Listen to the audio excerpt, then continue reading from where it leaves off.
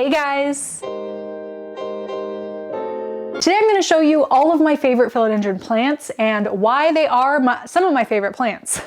These are all the philodendrons that have survived my plant collection downsizing extravaganza that's taken place this last year. So let's get started. I actually don't have too many in here. I guess we'll start over here. This is a Philodendron Florida Ghost. Some of the leaves come in really pale colored like this, and a little detail I really love about this one is the deep red stems. They just are really contrasted with the minty and also deeper green leaves. A really cool color situation on this plant. So I really, really love it. Love the shape of the leaves. Oh, I'm dripping a little bit of water. And I just have it in a terracotta, which has quite a decent amount of patina. If it's a new terracotta, I don't love it, but if you can tell it's seen some things in its lifetime, that's when I love terracotta. I just put it in this little crystal dish. So I think it's a cute little combo, and it lives, like I said, over here. It lives right here on Ryan's nightstand. The only other philodendron in my bedroom is Philodendron pastazanum. Each leaf is getting bigger as it pops out, even though I don't have it on a moss pole or staked up with anything, no trellis. I love plants that don't require moss poles because I hate moss poles. They're too much work. They're a lot of work. And I do just have it in a nursery pot inside of a cover pot. This is my upright lemon lime philodendron, and it is just huge. It's in a 12-inch pot. I don't know if the size of this really captures well on camera, but like, here's me next to it. The lemon lime leaves really pop. This is a very, very easy one. Grows so quickly, can survive a lot of neglect. Mine certainly has, but we're on the ups now. And I just have it in planter in a little glass baking dish on top of this wicker plate. I think it's a really, really good combo. This is my Philodendron White Knight. It has such amazing variegation. See like the pink striping? Wow. This is potted into a death cactus planter. And then I do just have it in another crystal dish. Last up in here is my Philodendron verrucosum. There's just nothing like it, except for a football.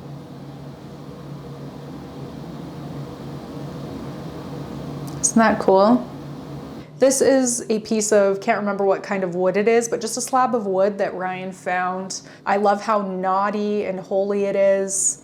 It just looks really interesting. It is in a ceramic, like crock style planter, but it does have drainage on the bottom. I really love the crackling in this. I just really like planters that have lots of texture. So that's why I chose this one. And especially where this plant from far away doesn't look like it has very much going on. I think that the texture here, as well as all of this up here, just makes it a lot funner, a lot more fun to look at. Onward! Up here on this beautiful coat rack front room bench are my pets, my dead pets. Just kidding, that's not what this is about. Is my Philodendron micans, which I got this from a big box store, surprise, surprise. That's where like most of my plants come from. But I think it was like $14 with the plant and the planter, which the planter is pretty cute. I like the shape of it. It just lives right here. It definitely gets low light, hence the small leaves. There is a south window that direction and a north one this direction. So it grows, and it seems to be doing okay. Just right here. On the other side, I have this variegated heart leaf philodendron. Maybe I should move over here so you can see this one a little bit better. Love it, I think it's so cute. I love vining hanging plants, a lot. Okay, you guys, I'm taking you where I've taken no man before, and that is to where my cords are stored, haphazardly stored, but it's where I keep my Harli philodendron. The cords don't look great, but the plant in front of the cords is a different story because it is really, really pretty, and that's why I have it here. It helps hide the cords a little bit. The plant itself is still just in its nursery pot. I did take off the bottom saucer and I do now have it sitting on this ceramic, like super heavy duty plate that I thrifted. Felt pads on the bottom. Love this color combo, and it's perfect because it has a little bit of color, but not so much that it really distracts from like the variegation of the plant. So that it has a little more cord hiding capabilities, I did set on top of a wicker woven waste basket. Makes this higher so that it hides the cords more, which really truly is the main purpose of this plant right here. I do definitely have other plants that could probably hide these cords a little more effectively, but I just did this one, okay? Look at that.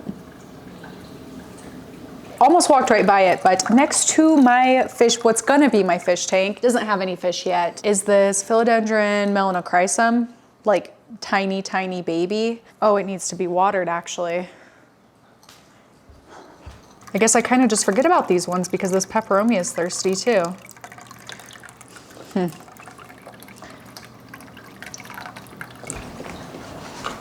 Anyway, on this table, which Ryan also built for me,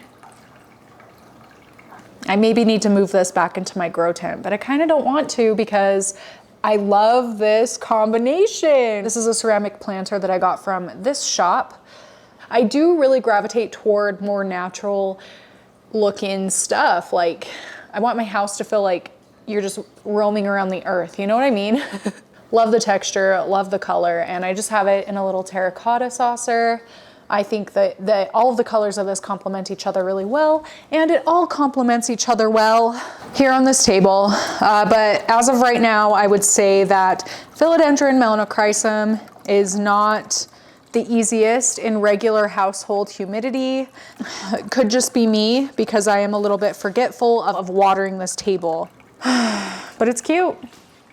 Okay, next up, let's see if I can, in my like lamp stand planter that I just stuck this into a lamp basically. I freaking love Philodendron Brazil. It is absolutely the easiest philodendron I have in my entire house. I love all of the different colors going on. It adds a lot of shape and color variety to this room because it is one of the few hanging plants I actually have in here. It's really, really pretty. And I just put a crystal dish inside of the top of this lamp stand, this floor lamp, I guess. And this is what we are left with. Really pretty. Okay, those are all the philodendron that I've used in like decorating my house. I have some varieties that strictly live in my grow tent. These are ones that are a little more difficult and I keep in my grow tent in the higher humidity with like on the dot, precise care. So I will bring a bunch of those ones up from the grow tent.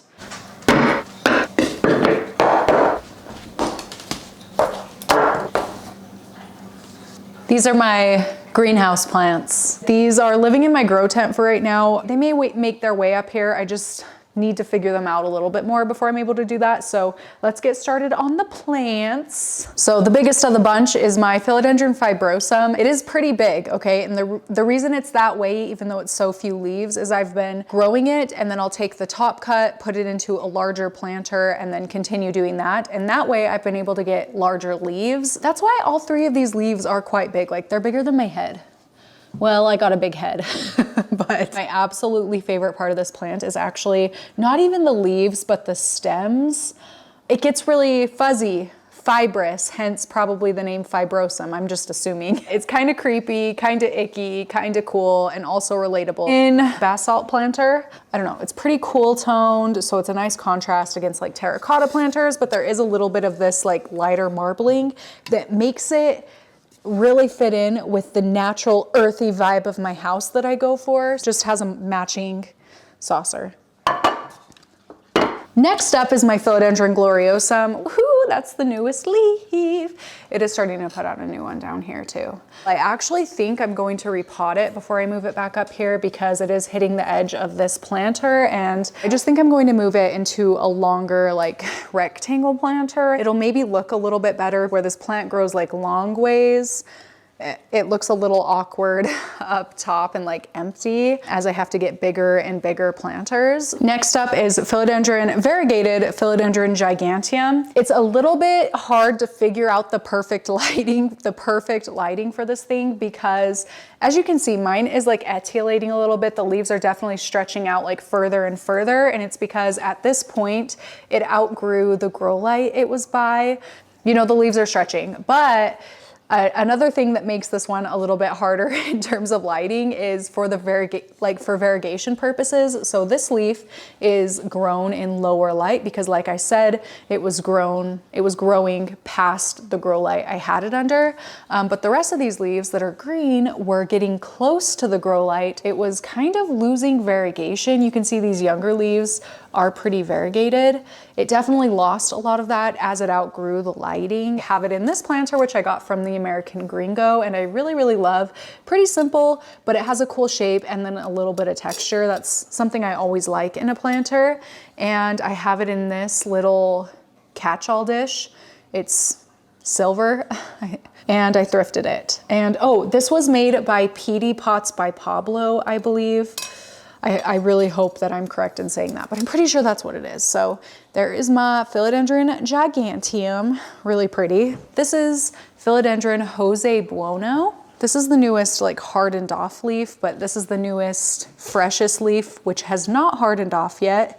It is very, very variegated. Feel very lucky to have a Jose Buono with this kind of variegation in my life because sometimes they are pretty speckly or like freckly, so you can't even really tell what it is, but I don't know, there's just something about the growth pattern of this one I really, really like. I do want to give this one not a moss pole, but a trellis of some sort. Not quite sure yet. I just have it in a longer, like taller terracotta planter. And I chose this planter because I think it looks better with the long leaves like this than like the wider ones do. There's just something about the long planter, long leaf combo that I think looks really nice. And then I just have it in a little clear dish. I actually would prefer to get a dish that has a little more pattern going on because this combination is quite boring. But where the plant has so much cool variegation, maybe it's actually okay that the bottom is simple. That's actually what I'm thinking. So forget all that last stuff I said. This is the perfect combination for me. Jose Buono. Ooh, ooh, ooh, ooh, ooh, yeah, baby. Here is my Philodendron subhastatum, which is again, one of my harder philodendrons. I don't think, even though I have this one in a terracotta planter, I don't think this one is going to be coming back upstairs because I killed this plant completely back so many times and it's only now just starting to grow since I've moved it into the grow tent. So I think that it needs to stay in the grow tent. If you have one of these in your home humidity, like please tell me the environment you have yours in because I would love to have this upstairs. I love the deep red undersides and just the overall growth pattern of this thing, but I don't know how to make it so that I can bring it upstairs. I swear to you, I've tried everything. So if you have a fresh recommendation on this one, I would appreciate it. Really appreciate it. But as for like styling of this, I do have it in a basalt planter that has patinaed a little bit. Not too much, but I do really, really like how this pot has come in, has patinaed. I don't know if that's a verb. And I have this little piece of wood in the back. I think I need to spruce this one up somehow. But it is just down in my grow tent, so I don't really care as much how those ones are styled. Those ones are more for me to be able to like enjoy just the plant, but when they're up here, I want to enjoy the plant-planter combo. Like I want it to be perfect in my mind, you know what I'm saying? Philodendron subhastatum. Ooh, look at those leaves. And my last potted one is this Philodendron Painted Lady, which there's also a scraggler alocasia dragon scale, which I don't know how this happened. But I'm not complaining about it. I'm gonna leave it in there. But of course, the star of this show is the Painted Lady, and I really like this one. I love the Erubescens growth pattern. This one takes the cake for me because of the coloration of it. I love when leaves have a lot of contrast to them. So you get some of the green, but mostly like gold and reds. which is really unique in a plant. It is just in a regular terracotta. Oh, the edge is a little bit rolled actually. I like the rolled edges on pots a lot more than the square edges for some reason. I think because my house is so angular, it helps it be feel a little softer or something. And I'm like getting way too deep with it. That's why I prefer these, I think. It is starting to patina a little bit. Philodendron painted lady. She's a beaut. All right, let's move. So now we're moving on to my smaller, like grow tent varieties that probably won't make their way back up here, although I may try someday when they're a little more substantial plants. Like right now they are pretty small, and it's because these are the ones that I've had a little bit of a hard time with when I've had them upstairs. I mean, I should probably add melanochrysum to this list because it's not doing well. That has to go back down to my grow tent. I'm probably gonna move that back down there because it's just really struggling up. That is the same as this situation. So this is a Philodendron mamei. I really, really love it. The leaves are so beautiful. I mean, you can see, I don't even need to explain them because look at that, the contrast. It is so pillowy. I would love nothing more than to take a good nap on this thing. If I was a little fairy, this is the leaf I would nap on. Let me word it that way. And it is rooted. So that is another reason I like to keep these in the grow tent for as long as possible, because then I can watch the root systems and see what it has going on and make sure that this is like an actual root ball instead of just like a singular root. This is a very top heavy plant. This was propagated from a node that was shared with me, and it is a Philodendron camposportoanum. With each leaf, as it got bigger, the color changed slightly. And we have ended up with these. So it's pretty cool to see how all of the leaves change on this. They definitely come in more like goldish reddish now than they did when they were less mature. Very much enjoy this one, although the roots, the aerial roots, make me a little bit uncomfortable. For some reason on this one, they really look like they're alive, which they are, so it shouldn't make me uncomfortable. But you know what I'm saying? They look like they're gonna grab me. They look like little hands. It's like going like this off the side of the thing. No, it's kind of cool though. Can't see the roots as much in this one, but there are definitely roots in there. Right there you can see. Maybe one day it'll be introduced upstairs with the big boys. I mean, it is getting pretty big actually, so maybe here soon. This is a Philodendron Splendid. And it is splendid indeed. Pretty cool because the leaves are very spade shaped or like super elongated heart shaped. Pretty unique. Oh my gosh, it is so pretty. I need to move this upstairs. I do. I'm going to do it. I'm gonna move it up here. Let's see, can't really see roots down here because I did just up pot it kind of recently. So maybe I should have picked a better example that had better roots, because I don't know about you guys, like one of my favorite things about propagating plants is looking into the cups and watching the root systems take over the whole cup. Like it's so wild how fast they grow. It's really fun to be able to watch that. This is Philodendron glorious, which is a cross between a gloriosum and melanochrysum, I think. It's actually not looking too hot. Oh, this leaf looks awesome. Look at that one. But I will say, I think this one was pretty sad because it did actually get spider mites, hence the diatomaceous earth spray right here. So I do think that's why it was struggling for a little while, but now it is perking up. That new leaf looks great. It has popped a new growth point down here, so it's growing another plant, which tells me that the root system is pretty happy with what we have going on under here. No roots popping out the bottom yet, but I do think this one's really pretty. I just need to give it some TLC. Glorious. This is a Philodendron sodiroi. Here is a new growth point that has popped. I think this actually might be the like mini one, but I'll keep y'all posted. I'm not exactly sure. Probably though. Oh, this leaf is looking like it's gonna be a little bit, oh no, I broke that one. When did I break that one? When did I do that? That sucks. I'm so mad at me. Dang it. Pretty, has cool variegation. I mean, there are definitely more impressive ones. Mark my word, this one will be impressive because I'm gonna work hard on it. And I have been working hard on my plants toward my plant goals lately in terms of like size and health and all that. The last philodendron in my entire collection, upstairs and downstairs, is Philodendron verrucosum. I was really hoping this new leaf would pop before I brought this plant up here for the video, but it didn't. But it is going to be really impressive for sure. And what I love about verrucosum is the the darkness on the leaves in between all of the veins, you know? Like there's a lot of contrast in each single leaf, which is really cool. And I love this one. I want to move this up here so bad, but maybe we'll wait until next summer. And then I can pot it into something really cool with a cool trellis. Maybe I should give it a trellis here soon. This is probably the philodendron I find the most beautiful and like satisfying to grow, watch grow. The leaves are just unlike anything and I love it. We're in love. Well, I love it. Maybe it doesn't reciprocate the feelings. Philodendron verrucosum, it's so pretty. I wish this had opened up. I will keep you posted on this though, if you're interested. Those are all of the philodendrons in my collection. I know, I thought there would be a lot more, but I've downsized.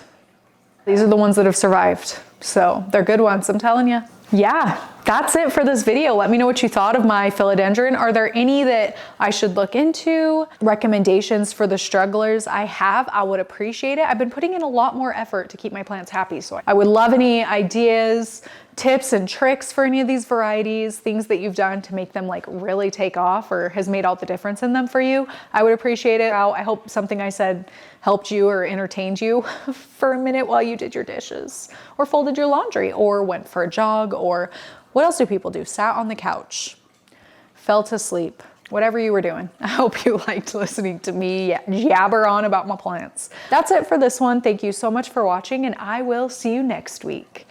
Bye.